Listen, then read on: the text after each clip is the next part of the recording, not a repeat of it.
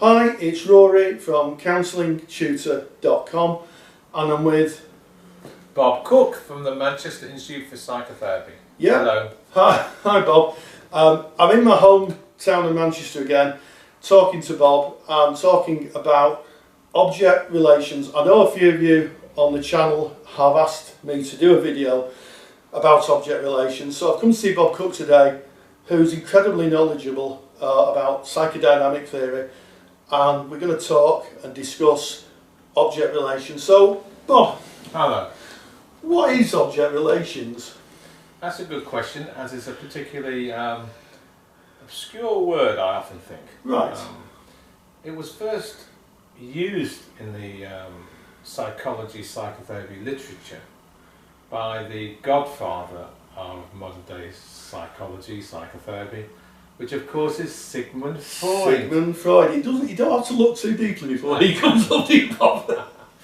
And when he termed the word object, he was talking about not only the significant other, that would be the mother, the father, the grandfather, the brother, the sister in the client's family, but it's actually talking about the inanimate objects like a bus or a dog or a cat. The object could be any other. Right. Right. In Freud's terminology. Okay.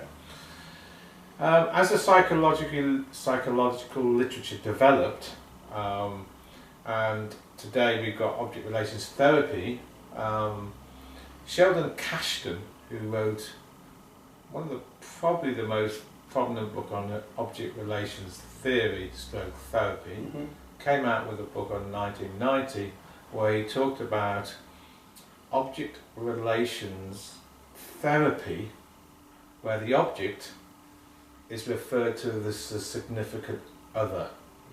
Yeah, that's different from Freud's version of object.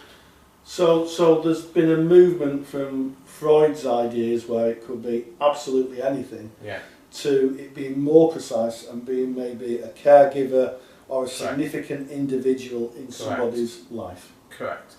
And that's usually the term that we use when we talk about object relations therapy.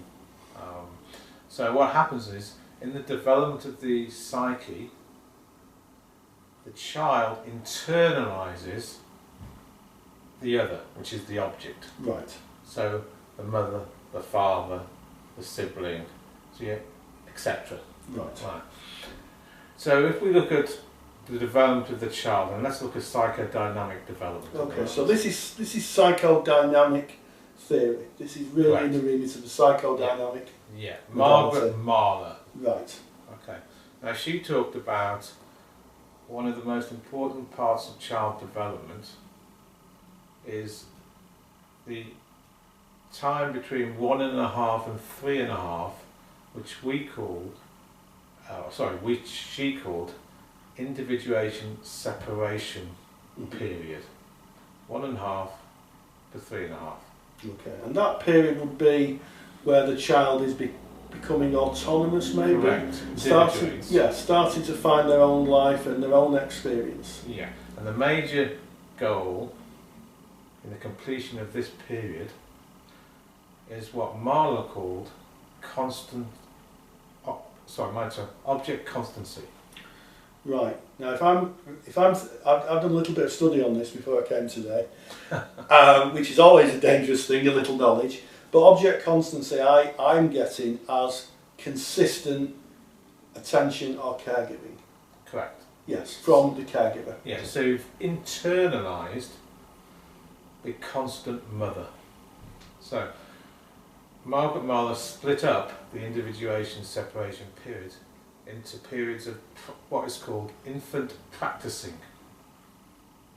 So in the search for individuation or object constancy, the infant would practice throughout this time the movement away from the self in search of autonomy, yeah, and then at the same time is internalising the object at a constant level. So that, in other words, the mother or the caretaker is always there in the psychological makeup of the infant, not only in constant, day, but also in terms of stress. So under stress, they have a constant internalized other in their head.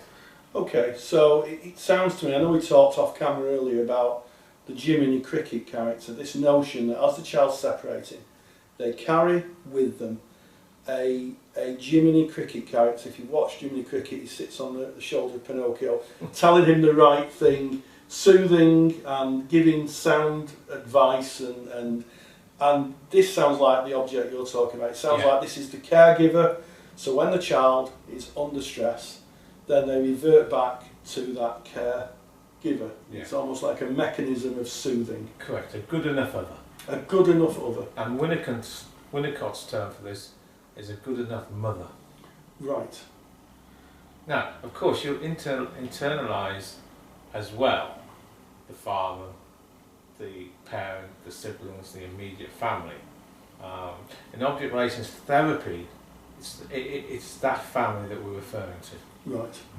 So when we're looking at specific therapy, object relations therapy, which is a specific type of psychoanalytical Correct. therapy, that the work would be about helping the client to identify initially what that caregiver was.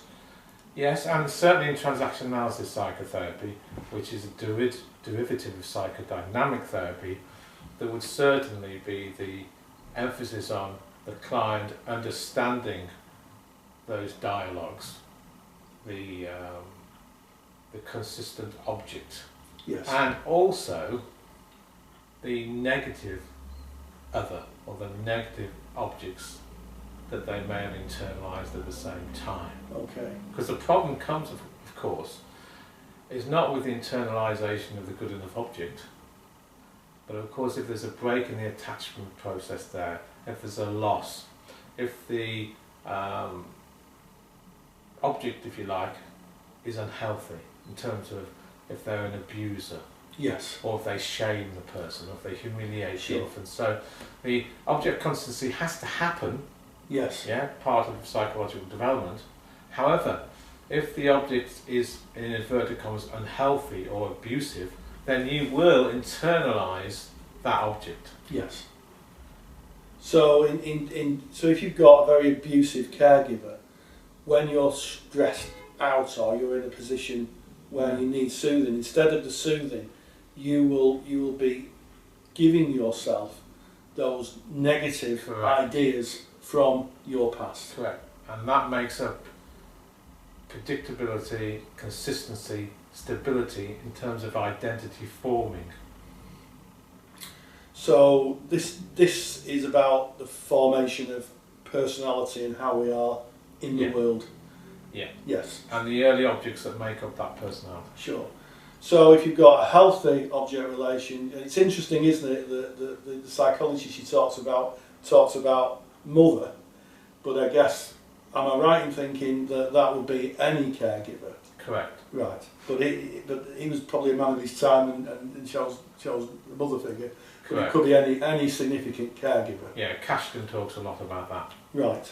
So if there's a positive caregiver, and as someone gets older and they get stressed, they're more likely to be able to self-manage, self-soothe, and find a balance in their life Correct. by drawing up this historical object, this historical caregiver. It's like a Jiminy Cricket figure. Correct. What happens when the opposite happens, when the caregiver is a negative force, and when the person's stressed, they're pulling this negative force in? What's liable to happen to an individual? Well, the opposite of the healthy object. Yes. In other words, you will have a negative object. There'll be negative words. There'll be a negative sense of self-image. There'll be a negative sense of self. Yes. And your self-esteem will be low, and there'll be more what we call unhealth or pathology. Yes. And I think, I don't know if you see this in your practice, but I've had it in my practice where clients have said to me, when they've done something wrong, they bring in that significant other from their past, almost like a club wielder, to beat them up a bit more. Correct. To say, I was told by my father, my mother, or my partner, but maybe we're looking at more historical stuff than that with object relations, and they almost seem to make an ally of this person to give themselves a difficult time. Correct. So what's the therapist's role in this? Well, now we come to really the, and we can't really talk about object relations without talking about this phenomena. Right. Okay. Now we're really talking about the concept of transference. Yes. Now, this becomes very important when we talk about object relations. Yeah. So, by the mechanism of transference, and that is the transferring over the image, feelings, behaviour onto the other. That's the therapist. Right. Presenting past. The presenting past, yeah. Yes. That's the phenomenon of transference. Through the mechanism of transference, the person can internalise the good object of the therapist. Right. Yeah, which will provide protection, idealisation, stability, consistency, close proximity to mediate, if you like, between the good and bad objects, Yes. so that the client can achieve some sense of stability, consistency and empowerment. So it very much sounds like the therapist is another Jiminy Cricket character who comes along and to want a better word. I quite like that. Yeah, and mediates between this historic object that may be giving the client a bad time, and steps in between them almost like a referee. Correct. But isn't there something about the fact that the therapist is giving positive attribution to the client? Yeah. There's a couple of things here. Eric Byrne, who was the founder of transaction analysis psychotherapy, coined a term which he called interposition psychotherapy, where exactly what you just talked about occurs, that the client, through the mechanism of transference, internalises the psychotherapist as the good object that will mediate between the internalised healthy and unhealthy objects of the client. And in that mediation may well give permissions to the client to be able to, if you like, find a voice in the conflict between the negative and healthy objects. Yes. Be able to, there's a wonderful quote by Rogers who talks about the client being trapped in a prison, wanting to be heard, knocking on the prison walls. In a metaphorical sense, not literally in prison. And it sounds to me like the therapist is helping the client get a voice and be who they want to be, develop themselves.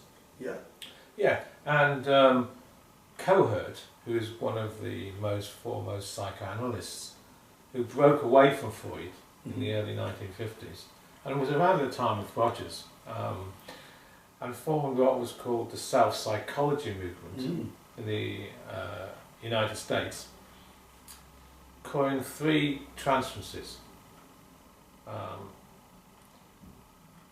idealizing transference, the merging transference, and the mirroring transference. And through those particular transferences, then it's the same again. The client internalises the therapist,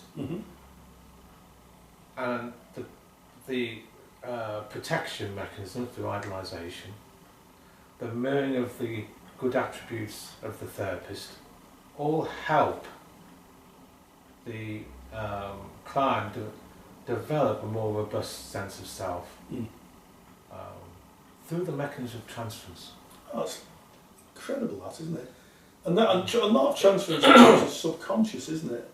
Really in the realms of unconscious. I mean, Freud, way back in his first book on hysteria, when he started to develop the ideas of transference and the use of transference to help this internalized process in terms of object relations that we're talking about, went as far to say a psychoanalysis in terms of a curative effect won't happen without transference.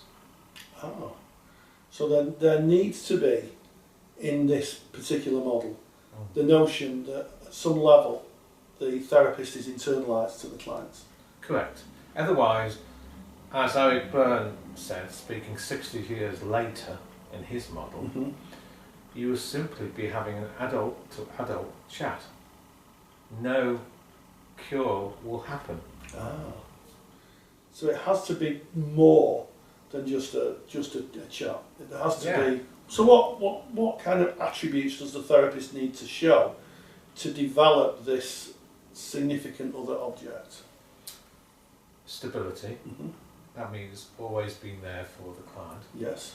Consistency. In other words, in terms of mood swings, that they actually are providing a nurturative support. Sure.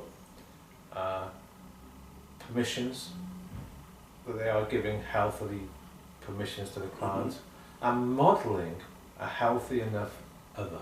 Yes. So all the kind of things that therapists should be doing. Should be doing, and that's the key thing here. Should be doing. Of maybe in terms of consistency, turning up on time, turning up prepared for the session, in terms of giving permission, allowing the client space to explore the material. Correct. Yes.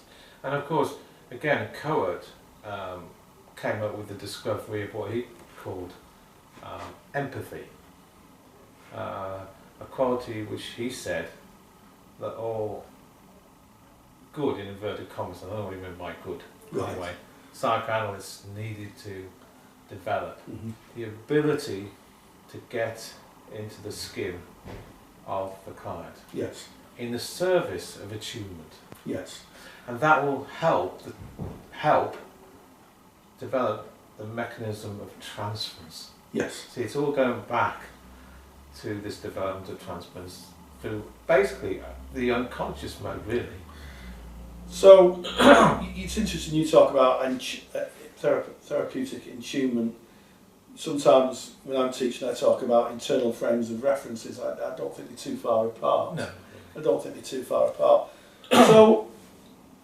So we've got to the stage where the client's in therapy, the therapist is providing this other object. Yes. Oh, what happens when the therapy comes to an end? How do both the parties know that this new object, this new Jiminy Cricket character, is established well enough to work post the therapeutic engagement? So at what point does the therapy finish? Well, let's use Eric Byrne's language of transaction analysis to give some clues into the answer here, or at least the response here. Now, he would say when the client has developed a robust enough sense of adult over time, Mm-hmm. so that under stress they can organise and regulate their emotions so they can stay in the here and now. Yes. Right? So they're not catapulted back to the past. That's right. And that negative object, and hearing that negative object Yeah. speaking to them as they may be as small Yeah. children, Yeah. but they can work with here and now responses, Right. and I guess in TA theory access their adult ego states. Correct. Yeah. And Kashtan, speaking about object relations therapy, or Kernberg, talking about psychoanalytical borderline theory, would talk about the integration of the negative and positive objects, so that the person can mediate between the two and develop their robustness of self. Okay, so know the difference between that negative voice and Yes. positive voice, Yeah. and be able to, in their own ways, say actually that is the past. The here and now is completely different. Correct. And in that has developed the ability of spontaneity, and the freedom of action in the present, instead of being stuck in some archaic child ego state. Yeah, so it's a bit like the time machine, isn't it? In a way, they're kind of in the time machine, you know, stuck in the past with the feelings and thoughts and behaviours of the past, and then the therapist sort of helps them to kind of come to the here and now, into the present time, and regulate themselves and be able to have that internal dialogue. Yeah, Absolutely. Well, I thought that was really fascinating. I've learned so much. It's not a subject, I have to be honest to say, that I know a lot about, and I'm just so grateful for spending this time with you, Bob. I've learned so much, and I'm sure the people who are going to watch are going to learn equally as much. So, Bob Cook, thank you. Thank you. And as always, to you out there, thank you for watching. Well, thank you. Thank you. Bye-bye.